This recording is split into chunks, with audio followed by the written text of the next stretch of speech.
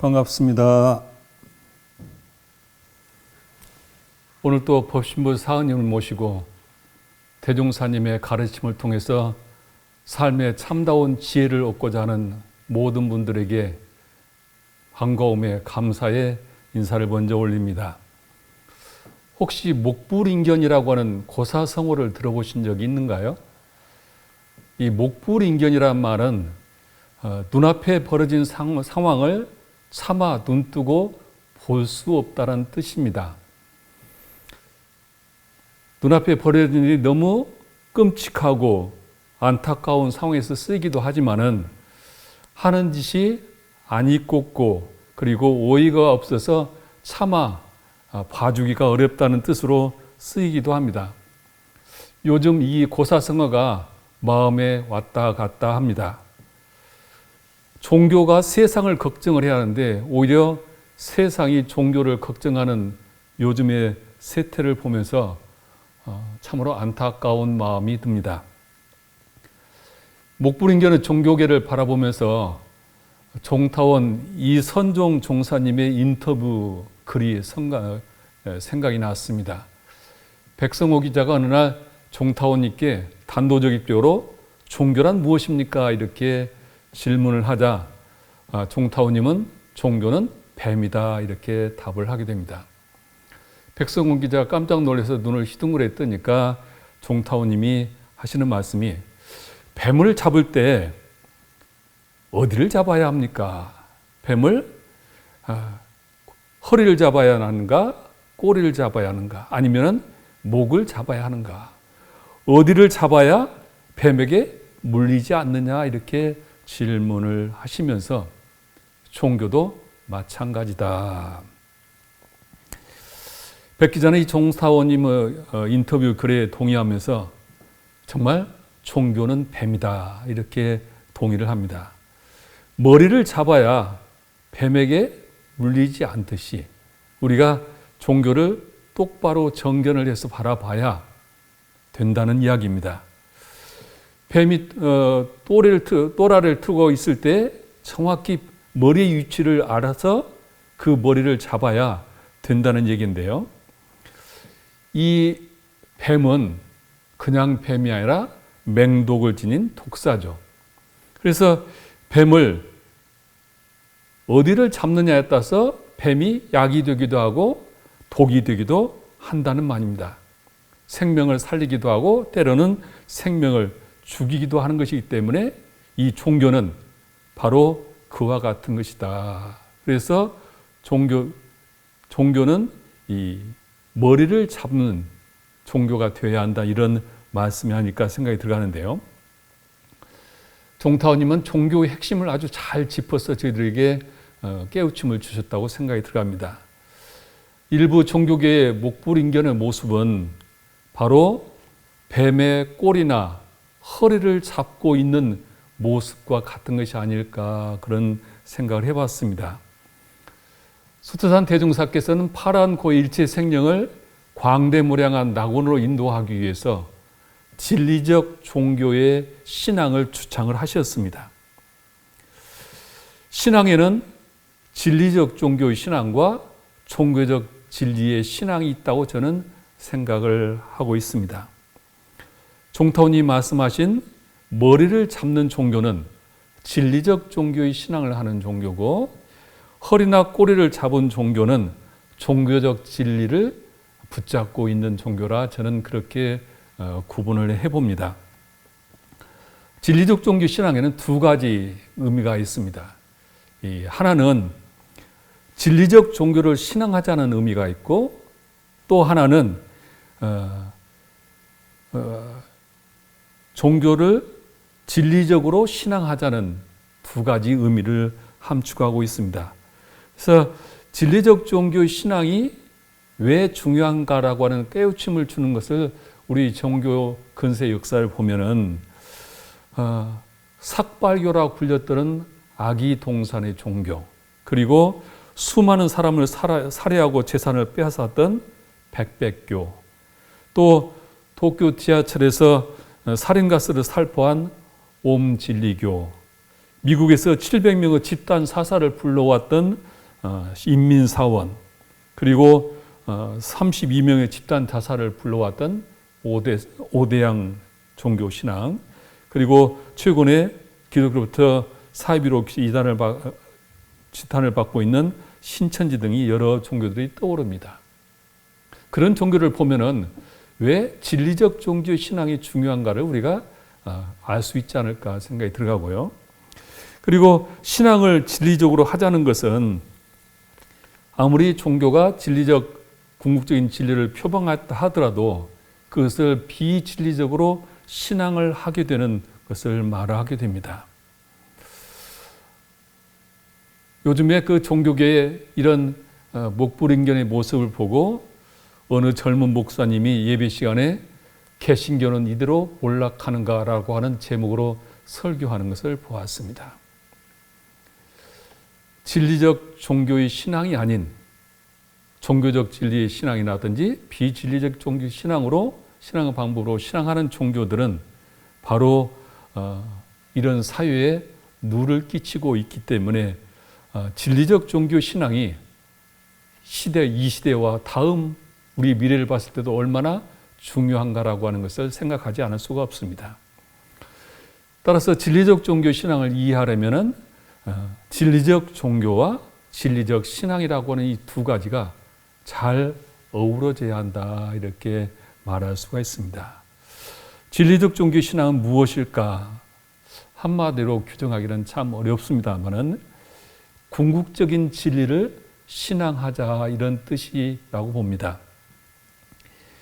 궁극적인 진리는 이 진리 속에서 모든 진리를 총습하고 그리고 구체적인 진리가 바로 이 궁극적인 진리에서 모든 것이 설명되는 것을 말을 합니다. 원불교 교리적으로 용어를 빌리자면 궁극적인 진리라고 하는 것은 우주만유의 본원이며 재불재성의 시민인 그 자리를 신앙하고 하는 것이고, 그 진리는 불생불멸과 인과 봉의 이치를 따라서 작동하는 것을 신앙하자는 뜻이기도 합니다.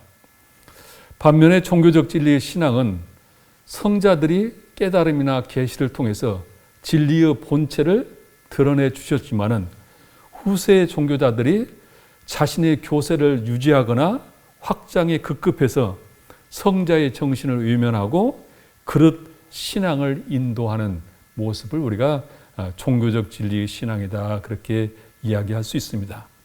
이런 종교들은 지엽적이고 그리고 개인의 복락을 추구하면서 신비와 이적으로 세상을 혼탁하게 하는 종교들입니다. 과천에 있는 은혜로 교회라는 교회에서 SNS에 코로나19 전염병은 왜 발생하였는가라는 제목으로 신자들에게 문자를 보냈어요. 그 내용에 보면은 진리의 성령을 이단이나 사이비로 비방하고 핍박하여 옥에 가두었기 때문이다 얘기를 하는데, 여기서 진리의 성령은 당신의 교회의 주임 목사인 신옥주 목사를 지칭을 합니다. 그들은 전 세계 천주교와 기독교 지도자들이 하나님께 불법을 저질렀기 때문에 바로 그 과보로 코로나가 하나님의 노여움으로 생겼다, 그렇게 이야기를 합니다. 이 은혜로 교회는 몇 년 전에 SBS에서 그것이 알고 싶다라고 하는 프로그램에 소개되었던 교회이기도 합니다. 그때 내용을 제가 상기해 보면은 이 은혜로 교회는 하나님이 선택한 그 구원의 땅이 있는데 그 땅이 바로 그 남태평양 피지섬이라고 얘기를 하고, 모든 신자들에게 이제 이 전쟁이 일어나서 한국이 멸망할 테니 재산을 전부 팔아가지고 피지섬으로 전부 옮겨간다. 그렇게 주장을 해서 무려 400여 명이 한국의 모든 재산을 다 팔고 피지섬으로 옮겨갔다고 합니다. 탈주자 제보들에 의하면은 그들은 그곳이 낙원이 아니라 하루에 12시간씩 중노동을 하면서도 한 푼도 봉급을 받지 않았고, 그리고 그것을 도망도 못 가게 감시를 받았고, 혹시 자기들에게 불평을 한다든지 믿음이 약하다 하면은 귀신이 씌었다고 타작마당을 했다. 형제와 형제뿐만 아니라 부모 자식 간에도 타작마당의 그런 징벌을 내렸다는 이야기가 있습니다. 이런 모습을 보면은 종교는 아편인가? 종교는 정말 우리 인류에게 필요한 것이라는 것을 질문을 하지 않을 수가 없습니다. 예수는 없다라고 하는 책을 쓴 오 강남 교수가 표층 종교와 심층 종교라는 말을 하고 있습니다. 표층 종교라고 하는 것은 무조건 믿음을 주장을 하고, 그리고 교리나 율법을 무조건 받아들이라고 강요하면서 그에 대한 보상으로 구원을 얻는다고 강조하는 종교다, 그렇게 얘기를 하고 있습니다.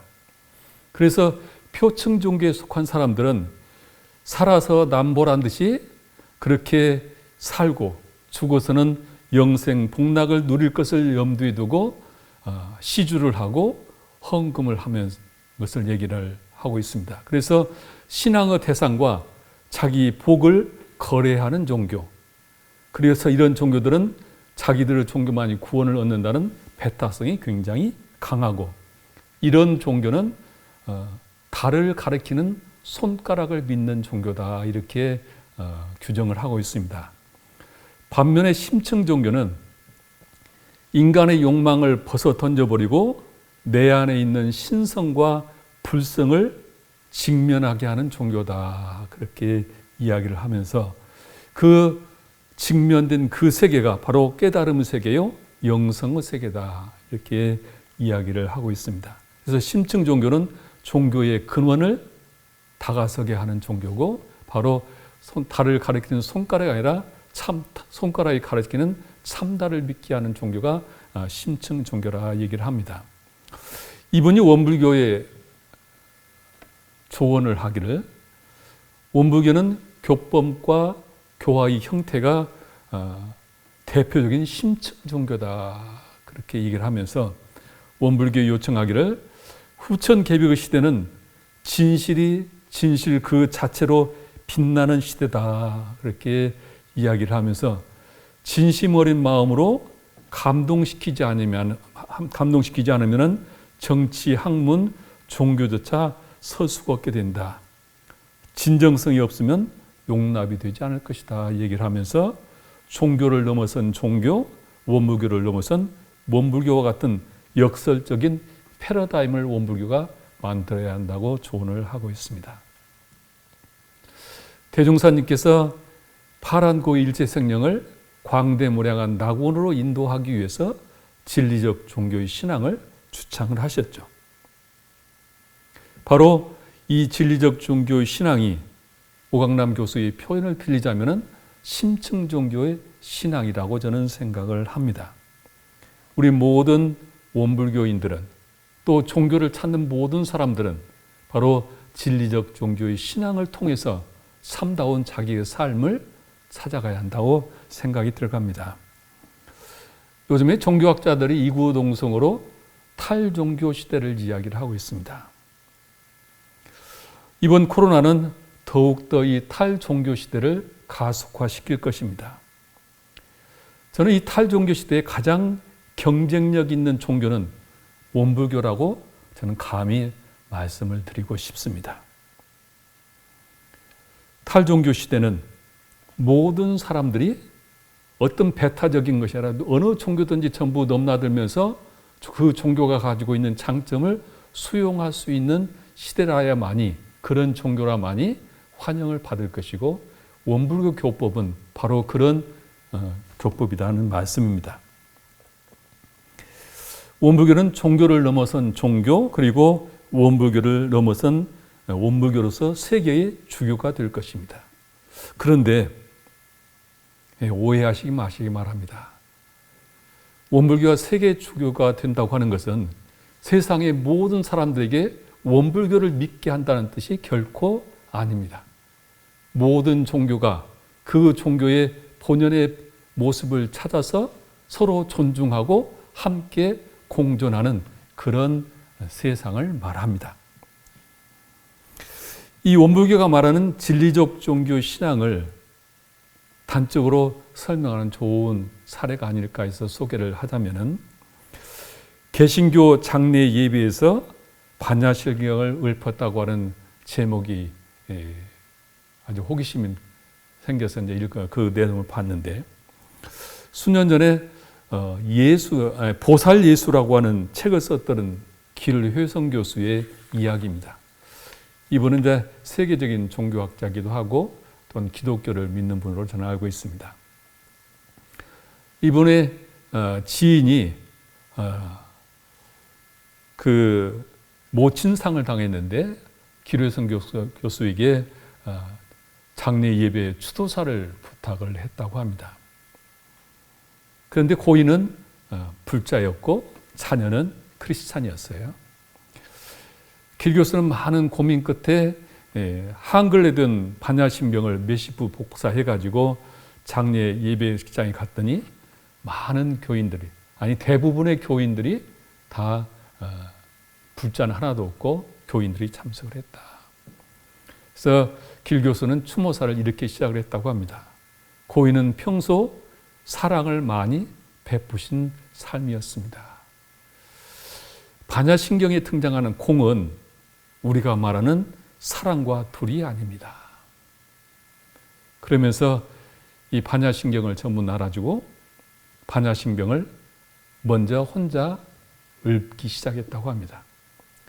그랬더니 추모의 복들이 모두 따라서 독송을 하고, 사실 처음에 누가 따라서 할까 걱정을 했는데 다 따라서 그 마지막 부분에 가서 아제아제 파라아제 대목에서는 쩌렁쩌렁했다. 이분이 그렇게 똑같이 표현을 했어요.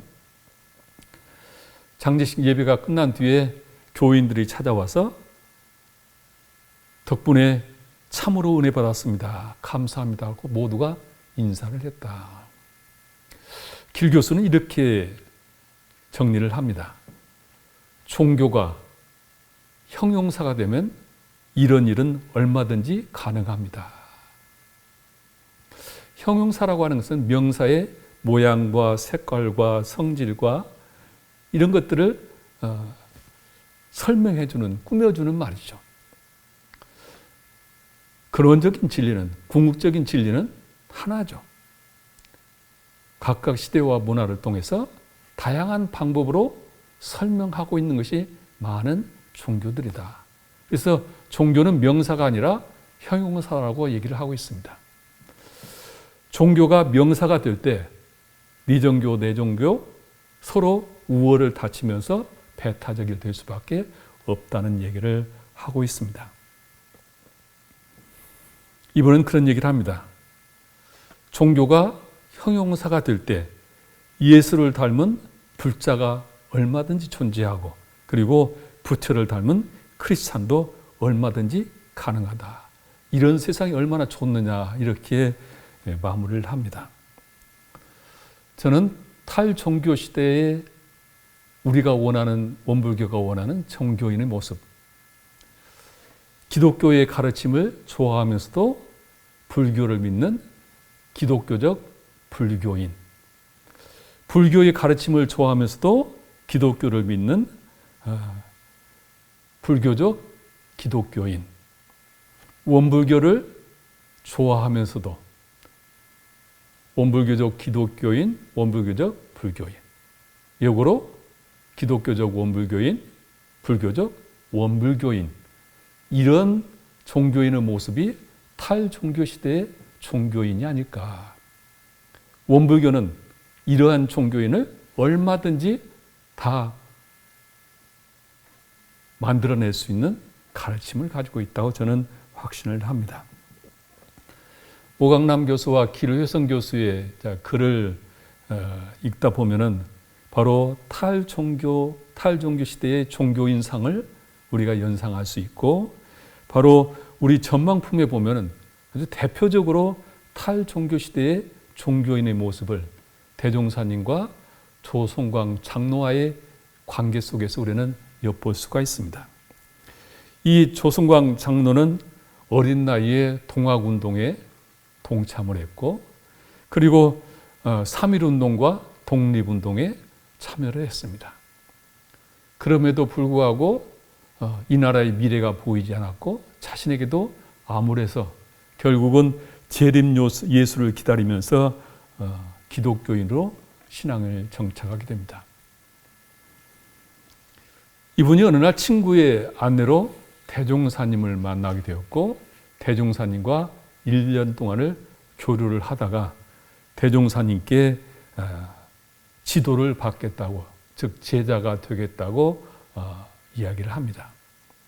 그런데 한편으로 기독교의 장로로 살았던 자신의 삶이 어느 날 갑자기 원불교인이 된다고 했을 때 마음에 변절 같은 마음이 들어서 그것이 마음에 거리낌이 되어서 그 질문을 하죠. 한편으로는 변절가사와 양심에 자극이 되나이다.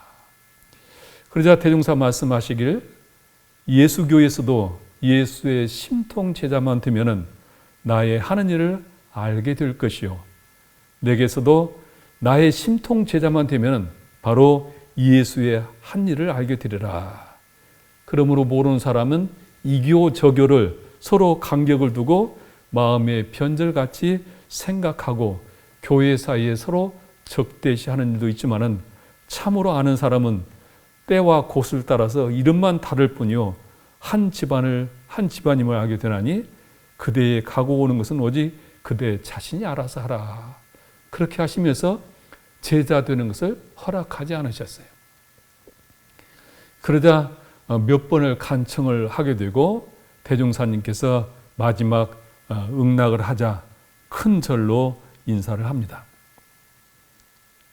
절을 받은 대종사님께서 나의 제자된 후라도 하나님을 신봉하는 마음이 더 두터워져야 나의 참된 제자니라. 전망품 14장에 나온 말씀이죠. 이 조성광 선진이 바로 탈종교 시대에 원불교에서 지향하는 가장 바람직한 종교인의 모습을 대종사님께서 문답을 통해서 이야기하고 있다고 저는 봅니다. 수산 대종사님은 진리적 종교의 신앙의 방향을 편협한 신앙을 돌려 원만한 신앙을 만들며 미신적 신앙을 돌려 사실적 신앙을 하게 하는 것이다. 이렇게 말씀을 하시면서 궁극적인 이론상의 진리를 표방하시고, 이 이론상의 진리는 천지 만물 허공법계가 다 이 이론상의 근원에서 모든 천지 만물이 다 부처 아님이 없으니 그 모든 것들을 경외심을 가지고 청정한 마음으로 실치불공해야 한다는 말씀으로 구체적인 신앙의 방법을 제시하고 있습니다. 진리적 종교와 진리적 신앙이 아울러져서 진리적 종교의 신앙의 길을 열어가게 될 것입니다. 여러분들은, 우리 원불교인들은 이런 진리적 종교의 신앙이 귀했다는 것이 참으로 은혜로운 일이고, 이 은혜를 나만을 느끼지 말고 주위 사람들에게 전해서 모든 사람들에게 참다운 종교신앙, 참다운 삶의 가치를 구현해가는 그런 일에 함께 동참했으면 좋겠습니다. 합장하시겠습니다. 거룩하옵신 법신불 사은이시여, 제불제성께서 세상의 소금과 빛과 연꽃이 되라고 하셨지만은 차마 눈뜨고 볼 수 없는 모습으로 세상의 걱정거리가 돼서 본연의 역할을 벗어나 뱀의 꼬리나 허리를 붙잡고 세상을 혼탁하게 하고 있나이다. 수산 대승사께서는 이런 혼란스러운 법궤를 정화하고 파란 고일체 생명을 광대무량한 낙원으로 인도하기 위하여 일찍이 진리적 종교 신앙을 주창하시고 바른 신앙의 길을 열어주셨나이다. 하옥교회 저희들은 오늘 대종사님의 대자대비에 감복하오며 세상이 진리적 종교 신앙으로 광대무량한 낙원으로 인도되기를 빌고 이로운 쌍의 진리가 이 세상에 편만하여 평화와 은혜와 상생의 조화가 인류에게 위안과 기쁨과 희망이 되게 하옵소서. 저희들은 원불교가 종교를 넘어선 종교로, 원불교를 넘어선 원불교로 세상의 주교의 역할을 다할 수 있도록 신앙을 새롭게 하고 정진하는 나날이 되기를 원하오니 저희들을 그 길로 인도하여 주시옵소서. 일심으로 비옵나이다.